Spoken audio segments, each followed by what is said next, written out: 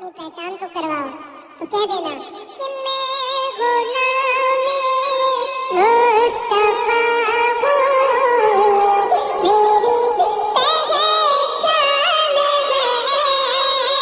मैं गुलामी मुस्तफा हूँ, ये मेरी पहचान है,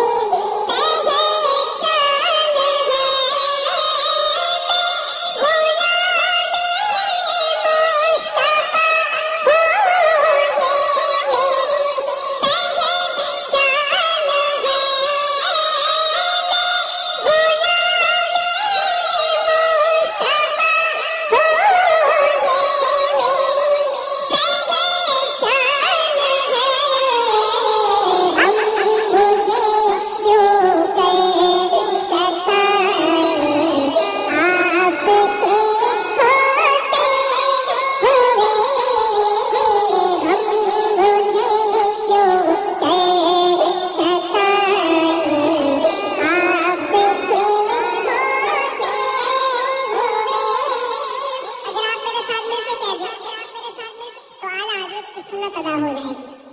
आला हज़रत ने भी फरमाया था कि उस गली का गदा हूँ मैं जिसमें मांग दे ताजदार फिरते हैं। अगर आप कह देंगे कि मैं गुलाम मुस्तफा हूँ तो खुदा की कसम आला हज़रत भी हमसे राजी हो जाएंगे और उनकी भी सुन्नत अदा हो जाएगी और वलियों की सुन्नत अदा हो जाएगी जिन्होंने गुलामी मुस्तफा से निस्बत